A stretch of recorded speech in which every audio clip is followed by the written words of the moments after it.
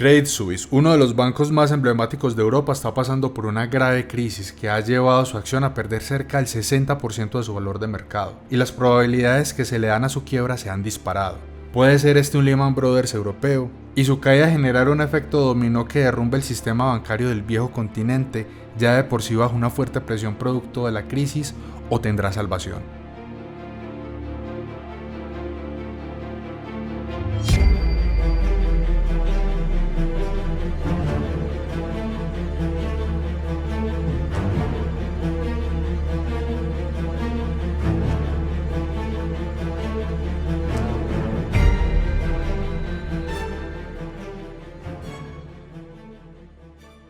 Credit Suisse fue fundado en Suiza en 1856 por Alfred Escher, con el objetivo de financiar el desarrollo ferroviario del país y más adelante expandiéndose a actividades bancarias tradicionales. Gracias a la neutralidad de Suiza en un periodo marcado por la guerra durante el siglo pasado, este banco creció de manera exponencial. Además, se benefició de las regulaciones favorables de este país que permiten que los bancos mantengan un alto grado de privacidad para sus clientes, atrayendo capitales de todo el mundo. Gracias a este éxito, Credit Suisse pudo expandirse a todo el mundo a través de adquisiciones como la del First Boston en 1988, uno de los bancos de inversión más grandes de esos momentos en Estados Unidos, y con el que tomó un enfoque de banca de inversión con servicios relacionados con fusiones y adquisiciones, ofertas iniciales de acciones y convirtiéndose en un importante participante de los mercados financieros. Pero ¿cómo llegó a entrar en crisis? Como muchos de los eventos actuales, este tiene su inicio con la Gran Recesión, en donde el boom inmobiliario de Estados Unidos le permitió a los bancos comerciales disminuir el control de riesgo que hacían a los créditos hipotecarios que le entregaban a sus clientes, porque después los vendían a los bancos de inversión que creaban productos basados en estas hipotecas y que les permitían apalancarse y obtener grandes ganancias mientras los precios de las viviendas continuaran subiendo, pero creando todo un castillo de naipes en el proceso porque los precios no subirían para siempre. Y en un mercado financiero globalizado no pasó mucho tiempo antes de que estos productos que han sido llamados tóxicos muchas veces terminaran por contagiar al resto del sistema, con bancos alrededor del mundo invirtiendo en estos productos y recomendándoselos a sus clientes, incluso en algunos casos haciendo parte de portafolios de los fondos de pensiones. Pero este boom inmobiliario no duraría para siempre y desnudaría las enormes falencias del sistema, con grandes bancos como Lehman Brothers y Bear Stearns desapareciendo y otros requiriendo rescates públicos y privados para poder continuar, con muchos manteniéndose lejos de los precios que sus acciones alcanzaron en esos momentos hace más de una década, y provocando la crisis económica más severa a nivel mundial desde la Gran Depresión. Y aunque Credit Suisse fue uno de los grandes bancos que menos se vio afectado por esta crisis, pudiendo obtener grandes ganancias mientras duró, este no sería el caso de su competidor UBS, el banco más grande de Suiza que sufriría enormes pérdidas, con su acción pasando de 70 francos suizos a menos de 10.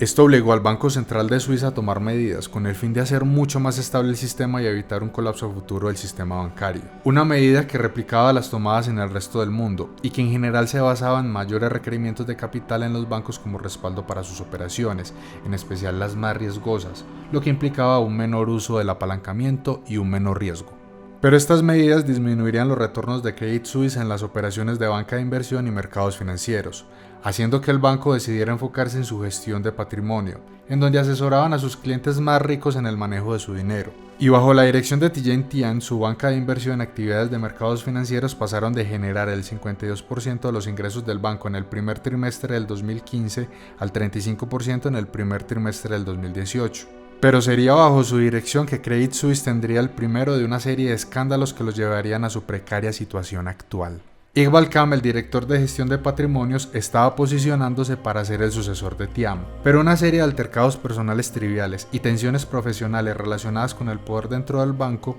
terminarían por provocar la salida de Iqbal Khan, quien se iría a trabajar para el USB. Pero irse a trabajar a la competencia generaría un gran malestar dentro de Credit Suisse, desde donde se ordenaría que se espiara a Khan para asegurarse que no estuviera aprovechando la posición que había tenido en Credit Suisse para contactar a sus clientes y llevárselos al USB,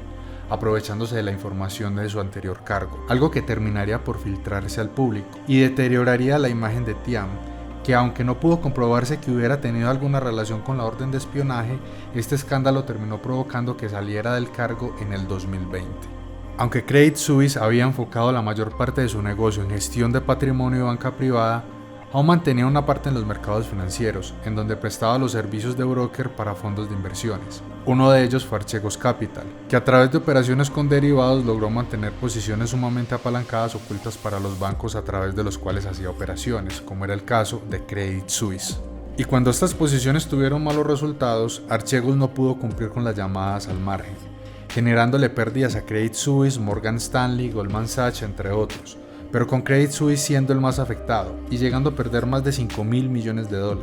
mientras que Bill Wang, el director de Archegos, fue arrestado e imputado por fraude. Y aunque estas pérdidas se vieron reflejadas en la acción, no afectaron a sus principales clientes y el núcleo del negocio. Pero el problema es que este no sería el último de los escándalos que Credit Suisse se enfrentaría en el 2021, y su relación con Greensill Bank se encargaría de dañar la relación con sus principales clientes. Greensill Bank se enfocaba en financiar empresas productoras o distribuidoras que necesitaran dinero para poder comprar materias primas o productos para vender y que se comprometían a pagar una vez generaran ingresos. Greensill basaba sus decisiones de préstamos en inteligencia artificial y consiguió ganarse la confianza de Credit Suisse, que recomendó a sus clientes invertir en los fondos de Greensill. Pero eventualmente el sistema falló, llevándolos a declararse insolventes al no poder recolectar el dinero prestado a las empresas productoras y distribuidoras. Este duro golpe, que esta vez no sería contra los accionistas directamente sino contra los clientes, sería tal vez el más grave para Credit Suisse, que ahora se veía en la obligación de recuperar la confianza de estos clientes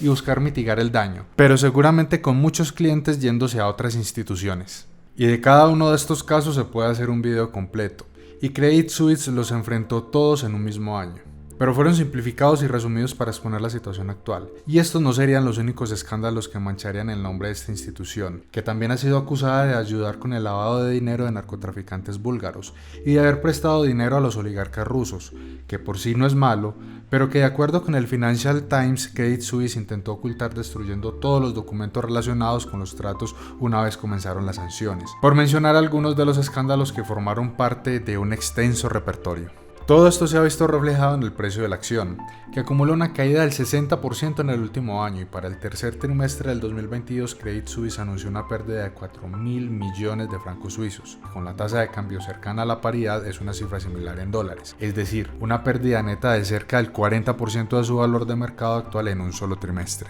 Pero la caída de su acción no cuenta toda la historia, y no necesariamente implica que haya riesgo de una quiebra, porque no solo se debe en parte a la caída general del mercado por la crisis actual, sino que podría atribuirse a unas menores expectativas y a que el mercado espera que el banco sea más pequeño en el futuro, que de hecho es parte del plan, como te contaré en un momento. Lo que sí es muy diciente del aumento del riesgo de colapso de este banco son los CDS o Credit Default Swaps, que básicamente son seguros que cubren a quienes los poseen ante la eventualidad de que el banco incumpla con sus deudas y se declare insolvente. Estos seguros permiten determinar las probabilidades que el mercado le dan a Credit Suisse de quebrar en los próximos 5 años, y han llegado a elevarse hasta el 20%, una cifra que no se veía desde la gran recesión cuando muchos bancos estuvieron a muy poco de quebrar. Esta situación está obligando al banco a buscar recaudar 4.000 millones en capital para reestructurarse y poder volver a generar utilidades, que de acuerdo con el CEO no se verán hasta el 2024, por lo que necesitarán un escudo que les permita sobrevivir hasta ese momento. Y para esto han comenzado además a vender algunas de sus unidades de negocios con el fin de enfocarse en Suiza y desde una versión simplificada del banco comenzar a recuperarse. Pero para llevar a cabo esta reestructuración el banco se enfrenta a dos enemigos, uno externo y otro interno. El externo es conocido por todos y es la situación actual del mundo, en donde con el aumento de las tasas de interés por parte de la mayoría de los bancos centrales, el capital y el que ha sido llamado dinero gratis está desapareciendo. Por el lado interno, el aumento de probabilidades que el mercado le da a la empresa de quebrar termina convirtiéndose en una profecía autocumplida, porque los mercados le exigirán mayores retornos a la empresa para cualquier préstamo ante el aumento del riesgo. Muchos clientes podrían reconsiderar hacer negocios con el banco por la misma razón, y el talento humano clave podría comenzar a irse de la empresa.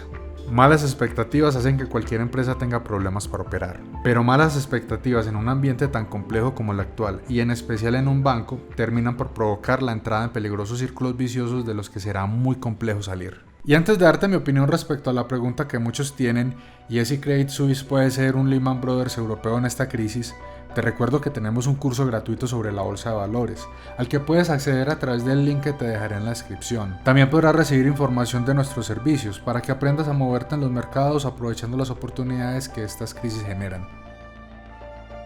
Credit Suisse hace parte del grupo conocido como Bulge Bracket, los 10 bancos de inversión más importantes del mundo, y de acuerdo con Financial Stability Board, es un banco que representa un riesgo sistémico, lo que es conocido también como too big to fail, o muy grande para caer, en el sentido en el que su quiebra tiene el potencial de llevar a la quiebra a otras instituciones y poner en riesgo todo el sistema. De manera simplificada, si Credit Suisse no paga sus deudas, entonces otras instituciones podrían tener llamados al margen y problemas de liquidez que los comprometan, y en algunos casos les impida a ellos pagar sus deudas, generando todo un efecto dominó en donde la caída de una institución lleva a la caída de otra y de otra. Y esto ha provocado que se compare a Credit Suisse con Lehman Brothers. Pero ¿qué tan similar es realmente? La verdad no mucho, y en mi opinión que se repita un caso como el de Lehman Brothers es improbable. Principalmente porque el sistema bancario es muy diferente a como era en 2007 cuando comenzó la crisis, y los ratios de liquidez de Credit Suisse son mucho más sólidos que los de Lehman Brothers por las exigencias que se le hace a los bancos en Suiza y en la mayor parte del mundo a raíz de la gran recesión. Sin embargo, que el sistema financiero sea más confiable no implica que no haya riesgos,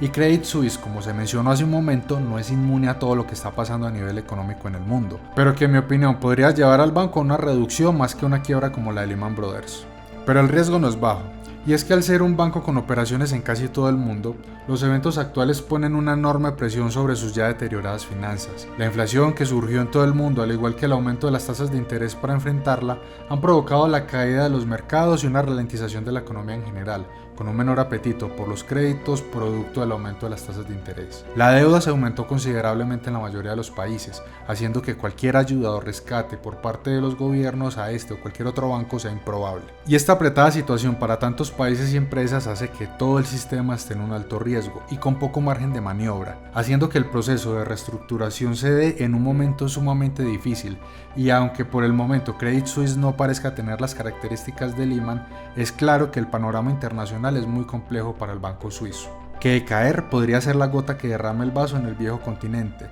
y lo que es una crisis se convierta en una auténtica depresión. Será el tiempo el que lo dirá. Y como te he mencionado en otros videos, casos como los de Credit Suisse, Inglaterra, Sri Lanka y similares podrían continuar apareciendo conforme más nos adentremos en la crisis y más nos acerquemos al 2030. ¿Y tú? ¿Crees que Credit Suisse sobrevivirá o será un segundo Lehman Brothers? Me gustaría conocer tu opinión. Hasta luego.